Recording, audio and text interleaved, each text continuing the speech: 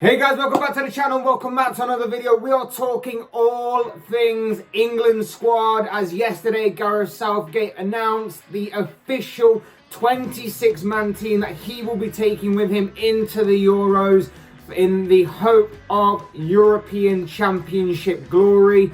We're going to be talking about what he's chosen. We're going to be talking about what my preferred starting 11 would be and what we can probably expect that Southgate will do instead, because I think that in certain areas my and his opinions kind of differ. But we're going to be talking and looking into the squad a bit more and kind of seemingly rating England's chances, shall we say, of how well or how good they will be during this European Championships that are coming up this summer.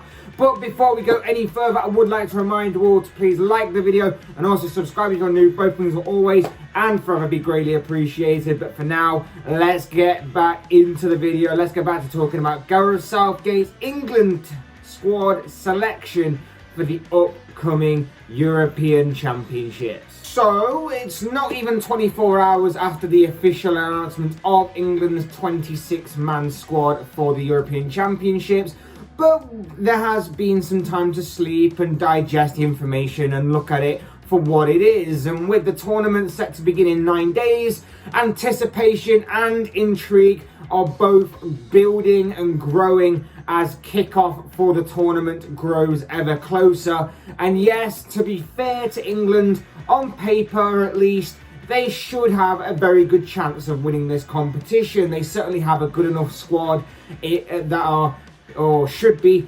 capable of challenging the very best that international football has to offer. And of course, these European Championships are no different. But as I've said in the past, I have my doubts over whether Gareth Southgate as a manager is good enough to carry England that far. I've said in the past that you can have the best band in the world, but if you don't have the right composer or the right writer or whatever it may be, the music may not turn out to be that great. Regardless, let's look at the team that he has picked ahead of the championships and work out the best possible 11 and what he may choose and what I may choose that may differ. We're going to begin by looking at the three goalkeepers that he has chosen, and to be fair, there are no surprises here with what he has chosen. It was fairly predictable from everybody that saw the original 33-man squad that was chosen.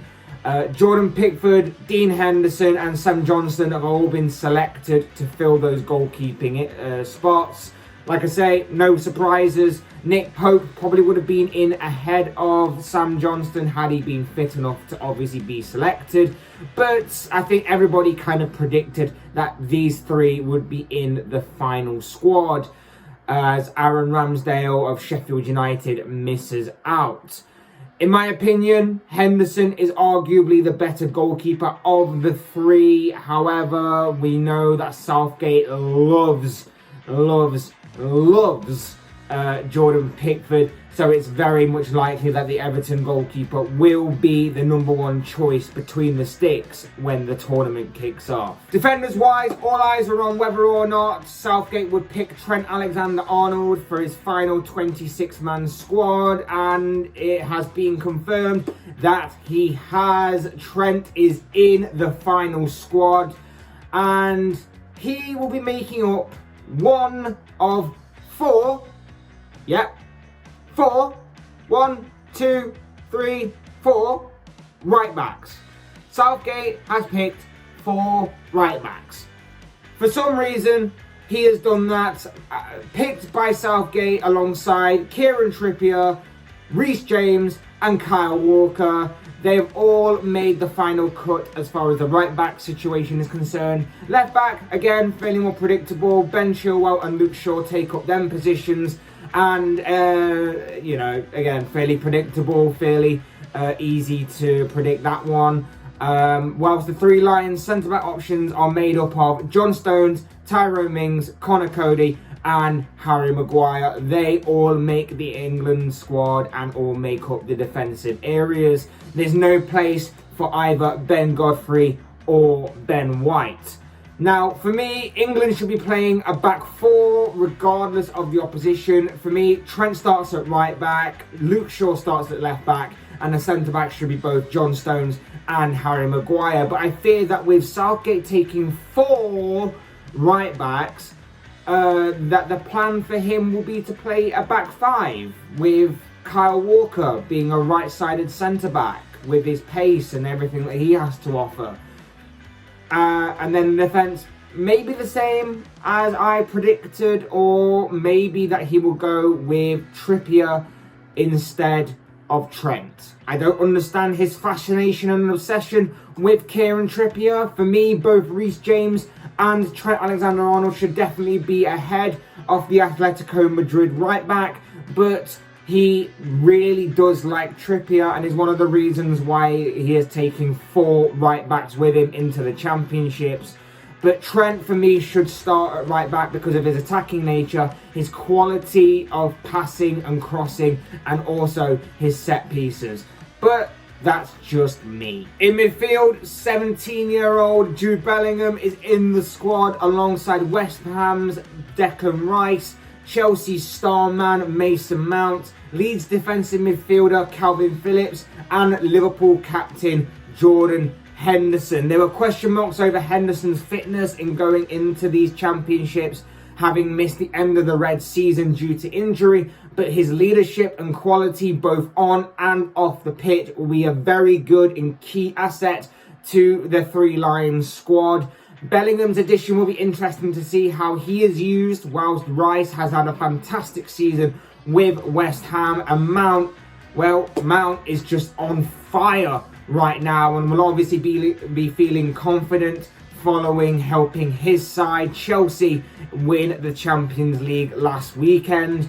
However, there is no place for James Ward-Prowse, which could be viewed as a little unlucky, but someone had to miss out, and he also misses out alongside midfielder Jesse Lingard. The midfielder has resurrected his form during his loan move in the second half of the season with West Ham, being on loan from his parent club Manchester United.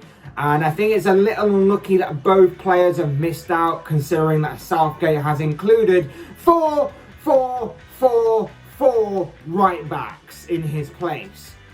For me, a starting midfield of Rice, Henderson and Mount, in whether that should be a 4-3-3 formation or a 4-2-3-1 formation with Mount operating as the number 10, should be what England go for. It could be key to England's however you perceive success in this tournament. Henderson's leadership alongside Rice, who's been performing very well as a defensive midfielder for West Ham this season, alongside his usual defensive midfield partner in Thomas Souček, and Mount, of course, whose work rate, movement and creativity will be key to England winning the ball back and then unlocking a lot of tight defences. All brings something different to the squad, to the team, to the starting 11. To be fair, this could be how Southgate lines up, having seen the options that are available to him.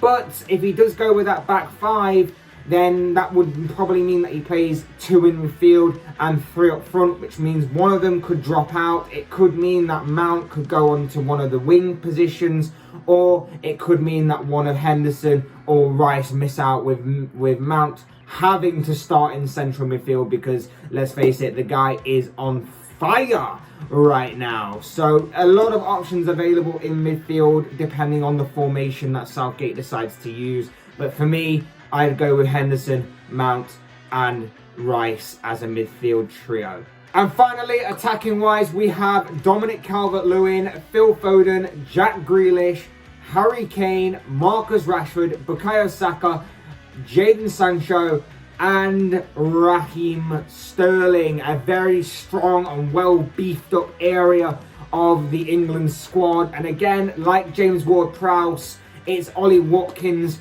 who's unfortunate to miss out on the inclusion in the squad. Like I say, it's a little harsh, but again, someone had to. And I think with Kane being, he's going to be the starting striker, Calvert-Lewin being his backup, and the even more versatile of Marcus Rashford, who can play on either wing or up front.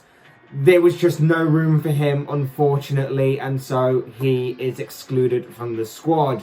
Like I say, Harry Kane, the definite striker here. He's the definite starter up front. But for the wing positions, it's a little more unknown. It's a little bit more up in the air.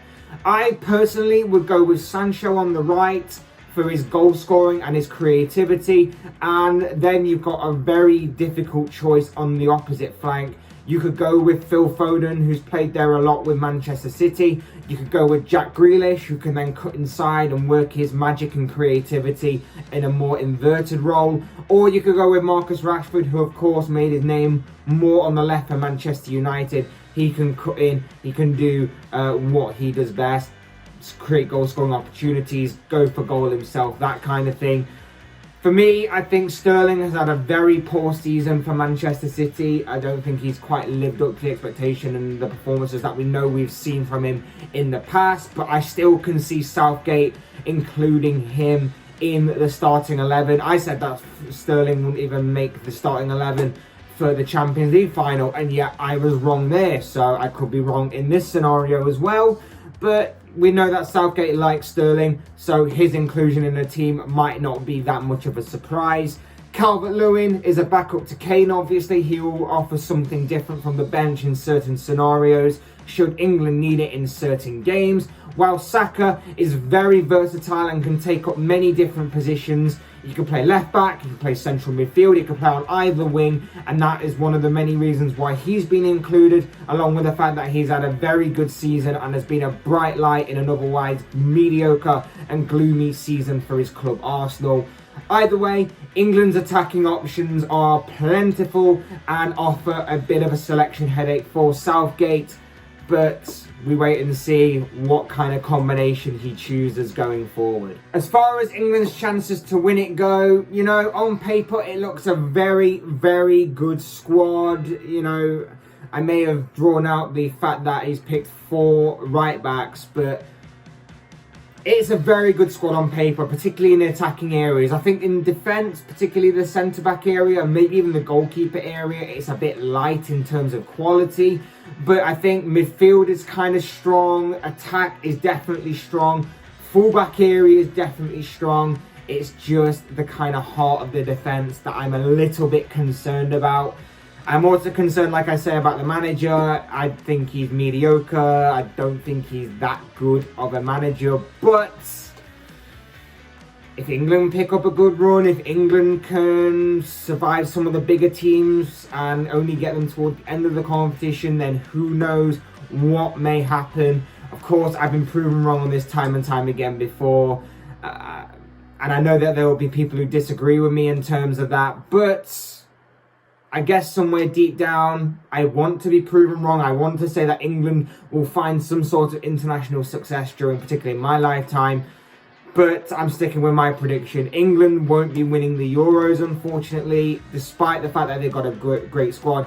When I look around at other teams, I just see them having better quality in key areas and having better managers to boot. So it's unfortunate, but I just don't see England winning it here.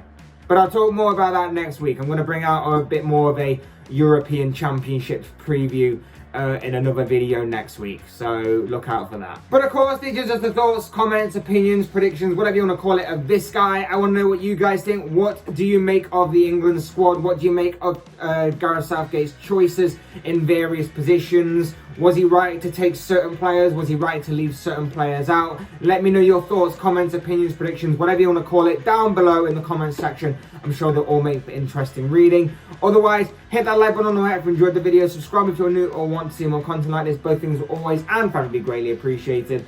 And as always, thank you all so much for watching and listening. I've been Fletch. This has been another Fletch Talks video. And I will see and speak with you all again soon in another video.